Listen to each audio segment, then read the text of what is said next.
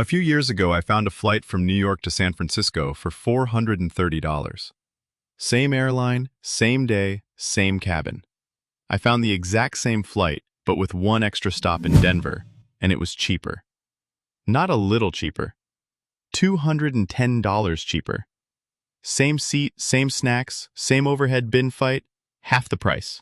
Just because the plane happened to touch down in Denver on the way. And if that doesn't bother you yet, it should, because it means the actual flying part, the fuel, the crew, the wear on the plane, none of that is what you're paying for. You're paying for something else entirely.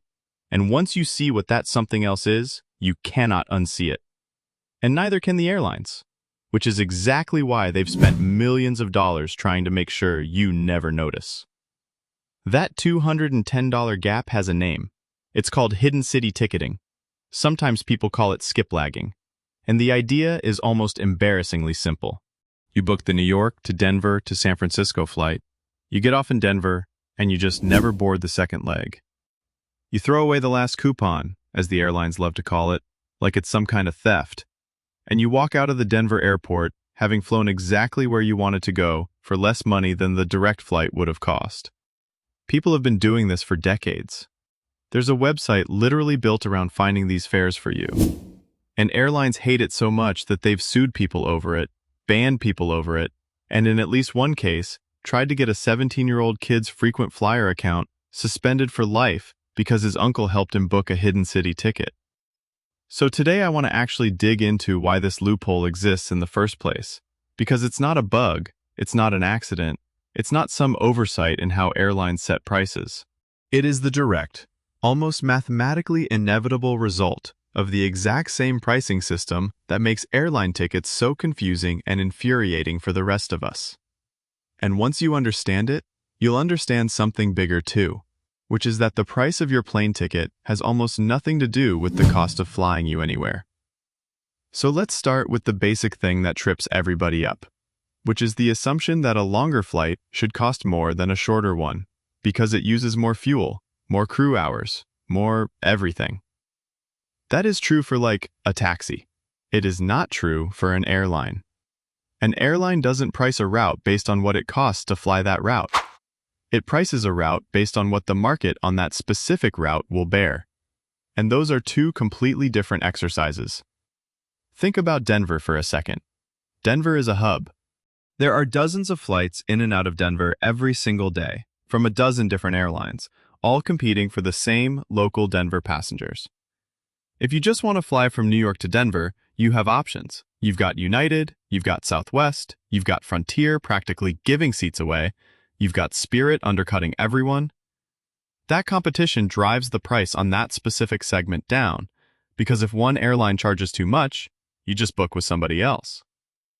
Now think about San Francisco as a final destination reached by connecting through Denver. That itinerary, New York to San Francisco via Denver, isn't really competing in the Denver market anymore. It's competing against every other way of getting from New York to San Francisco, direct flights included. And there might be way fewer options for that. So the airline looks at these as two entirely separate products, even though one of them physically contains the other. The connecting itinerary through Denver, ending in San Francisco, might be a heavily contested, price-sensitive market where they need to compete hard. But the non-stop New York to Denver flight, that one might have less competition, less pressure, so they can charge more for it, even though it's a shorter flight, covering less distance and burning less fuel. This is the part that breaks people's brains. The exact same seat on the exact same physical flight is being sold as two different products at two different prices, depending on what the passenger's final destination supposedly is. Nothing about the plane changes, nothing about the fuel changes. The only thing that changes is a line in a database that says where you're allegedly going. And that line alone can be worth $200. This is what economists call price discrimination, and I want to be really clear that this isn't a slur, it's a technical term.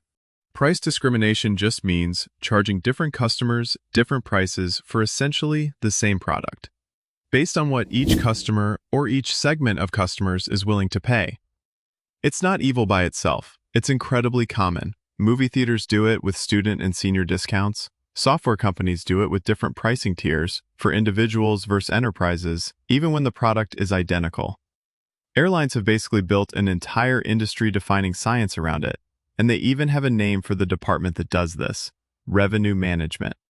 These are the people, often armed with genuinely sophisticated algorithms, whose entire job is figuring out how to extract the maximum possible revenue out of every single seat on every single flight, by predicting who's flying, why they're flying, how badly they need to fly, and how much they can be charged before they'd rather not fly at all. And here's where it gets genuinely clever, in kind of an unsettling way. Airlines have figured out that the reason you're traveling tells them almost everything about how price-sensitive you are. If you're booking a flight that leaves on a random Tuesday and returns the following Tuesday, spanning a full week including a weekend, you are almost certainly a business traveler. Your company is probably paying. You need to be at that meeting, you don't have much flexibility, and critically, you're not staying over a Saturday night because no business traveler wants to burn a weekend away from home if they don't have to. Leisure travelers, on the other hand, almost always include a Saturday night in their trip, because that's when normal people go on vacation. So for decades, one of the most basic tools in airline pricing was something called the Saturday night stay requirement, where the cheap fares required you to stay over a Saturday, essentially screening out business travelers who couldn't do that, while still letting price-sensitive vacationers grab the discount. It's a filter. It's not really about the Saturday. It's about sorting passengers by how much money they have and how badly they need to fly, and then charging accordingly. Hidden City ticketing exploits a very specific version of this same sorting logic, except it's about hub economics instead of trip length. Airlines build these massive hub and spoke networks, funneling passengers through a handful of major airports. And at those hub airports, the airline that owns the hub often has enormous market power. If United dominates Denver, and you live in Denver and need to fly anywhere, United knows you don't have a ton of other options, so they can charge Denver-originating passengers more. But that same United flight, when it's just one leg of a longer journey for someone starting in New York and ending in San Francisco, is competing in a totally different, more brutal marketplace, where United has way less leverage. So you end up with this bizarre outcome where flying only part of the route, just the Denver leg, costs more than flying the whole thing, including that exact same leg. The economics aren't broken. They're working exactly as designed. The system was never built to guarantee that partial trips cost less than full trips. It was built to extract maximum value out of every distinct market segment, and connecting passengers through a captive hub versus originating passengers departing from that hub are, in the eyes of the pricing algorithm, two completely different markets, even though physically they're sitting in the same cabin, drinking the same bad coffee. So now you might be asking, if this is just the pricing system working as intended, why do airlines act like Hidden City ticketing is some kind of fraud? Why does it show up in their contracts of carriage as a violation? Why did Lufthansa actually sue a passenger in Germany over this, and win a judgment requiring him to pay the fare difference? Why does United's contract explicitly say they can cancel your entire return flight, confiscate any miles you've earned, and even bill you for the difference if they catch you skipping a connecting leg? The answer is that Hidden City ticketing, if it became common knowledge and common practice, would completely wreck the pricing model I just described. The entire system depends on the fact that most passengers just book the fare that matches their actual trip and don't think twice about it.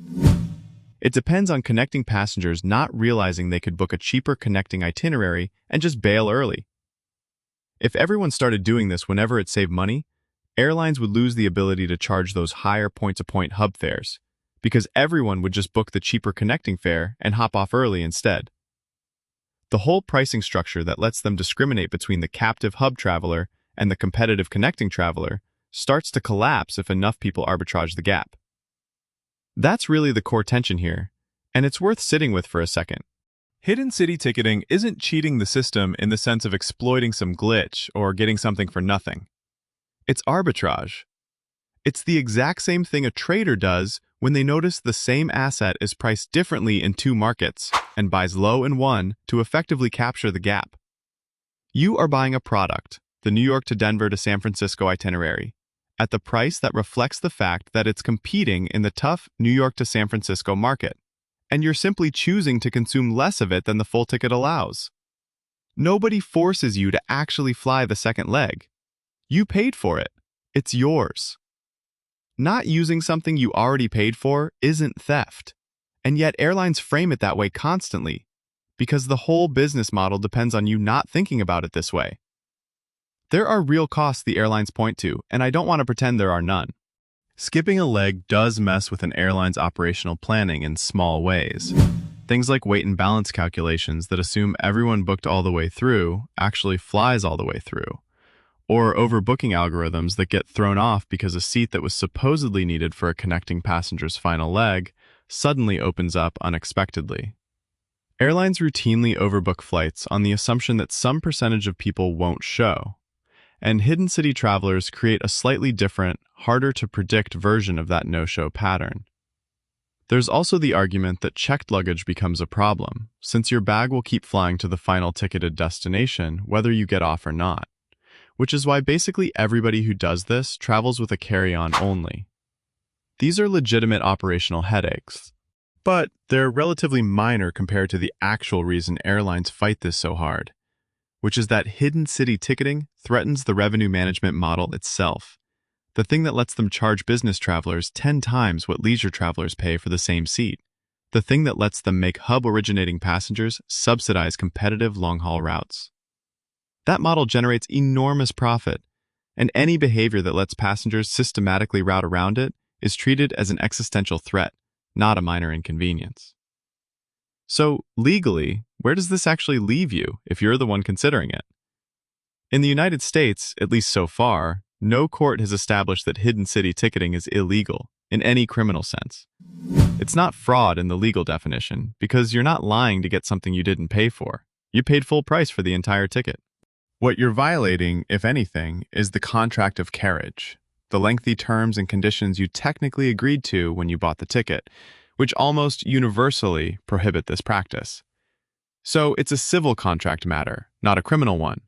And the consequences airlines actually pursue tend to be things like canceling the rest of your itinerary if you have a multi-leg trip and skip an earlier segment, seizing frequent flyer miles, or, in rare, aggressive cases, banning your account entirely or suing for the fare difference, which is what happened in that Lufthansa case in Germany. Though notably, German courts and American courts have handled similar disputes pretty differently, and there isn't a clean, universal legal answer here. There's also the practical reality that this only works one way and only with carry-on luggage. And it only works if the connecting leg is genuinely your final stop, meaning you can never do this on a round-trip's outbound leg without risking the airline canceling your return. But step back from the legal skirmish for a second, because the more interesting story isn't whether you personally should book a hidden city fare next time you're shopping for flights. It's what this whole cat-and-mouse game reveals about how badly airline pricing has drifted away from anything resembling cost-based pricing. When the price of a shorter trip can be higher than the price of a longer trip containing that exact same shorter trip, you're not looking at a market pricing a service. You're looking at a market pricing information asymmetry and captive demand. Airlines aren't really selling you transportation from point A to point B at that point. They're selling access to a network, priced according to how much power they have over you at each node in that network. And the ticket price you see is really just the output of an algorithm trying to guess how much you, personally, or people like you, are willing to pay before you'd walk away.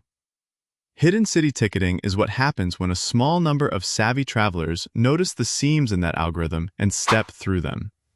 And the reason airlines fight it so hard, suing passengers, threatening lifetime bans, rewriting contracts of carriage, isn't really about the price of one Denver stopover. It's about protecting a pricing system worth billions of dollars a year that only works if most people never notice the seam is there at all.